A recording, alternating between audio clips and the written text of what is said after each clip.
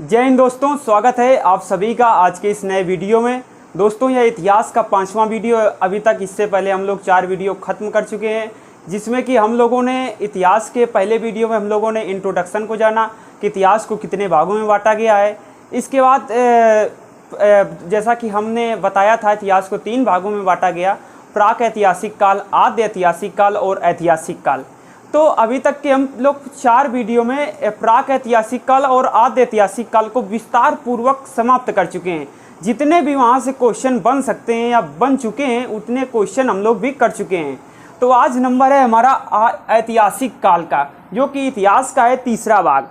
तो आज हम लोग इतिहास के इस तीसरे भाग को समझेंगे, ऐतिहासिक काल को। तो इसमें आने से पहले 1-2 मिनट का क्विक रिवीजन ले लेते हैं कि पीछे अब तक हम लोगों ने क्या कुछ पढ़ा। देखिए, प्राक ऐतिहासिक काल में हम लोगों ने 4 भागों को पढ़ा: पूरा पाषाण काल, मध्य पाषाण काल, नव पाषाण काल, ताम्र पाषाण काल। और आद्य ऐतिहासिक काल जो आता है, आद्य ऐतिहासिक काल ये इतिहास का मध्य भाग है, जिसमें कि हम लोग सभ्यताओं को पढ़ते हैं, जैसे कि सिंधु सभ्यता, मेसोपोटामिया की सभ्यता, फारस की सभ्यता, रोम की सभ्यता, मिस्र की सभ्यता, स्पार्टा के बारे में जाना और पीली नदी की सभ्यता को जाना। इतना हम लोगों ने अभी तक पढ़ लिया है। तो हम नंबर आता है ऐतिहासिक काल का। तो देखिए, ऐतिहासिक, सबसे पहले बात आती है ऐतिहासिक काल किसे कहते हैं।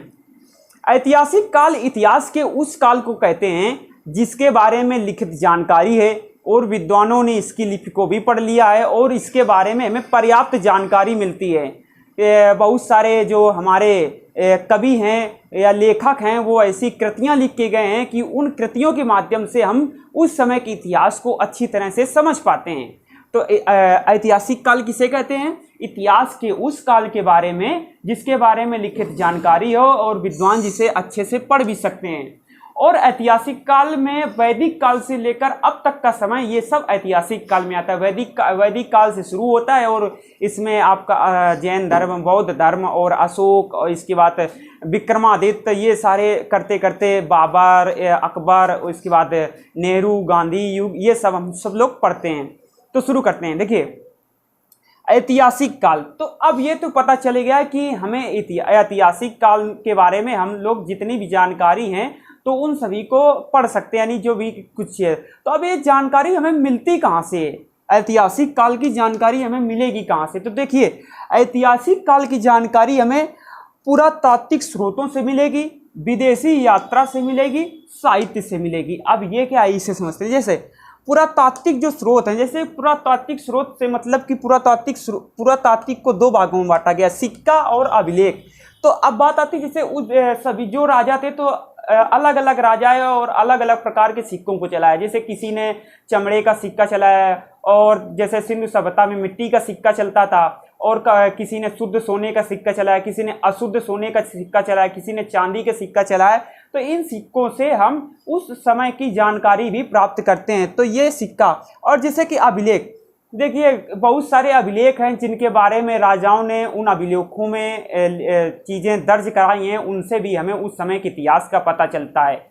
जैसे कि हाथी गुम्फा का अभिलेख, रुद्रदामन का अभिलेख, इस प्रकार से बहुत सारे अभिलेख हैं। तो इन सारी चीज़ों के बारे में हम मतलब ब्रीफ में समझ रहे हैं। फिर इसके बाद एक एक सिक्के को लेंगे, तो सिक्के के बारे में पढ़ेंगे।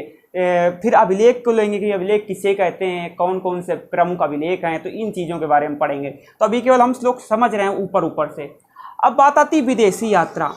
विदेशी यात्रा से इस प्रकार से हमें इतिहास की जानकारी मिलती है कि देखिए, पहले के लोग मतलब कि विदेशों का भ्रमण करते थे, तो वो जैसे किसी देश में आए तो उन्होंने कुछ जानकारी की कि भारत में ऐसा है, भारत में वैसा है, वहाँ वैसा है। तो वहाँ विदेशी यात्रियों के द्वारा जो जुटाई गई जानकारी है, वहाँ से भी हमें कुछ इतिहास के बारे में पता चलता है। जैसे कि फाहियान आया, और इसके बाद मार्को पोलो, और बहुत सारे यात्री आए भारत में, ह्वेनसांग आया। तो इन सभी यात्रियों के बारे में विदेशी पढ़ेंगे। फिर इसके बाद आता है साहित्य। अब साहित्य 2 प्रकार का होता है, धार्मिक, गैर धार्मिक। देखिए, साहित्य में 2 चीज़ें आती हैं, धार्मिक, गैर धार्मिक।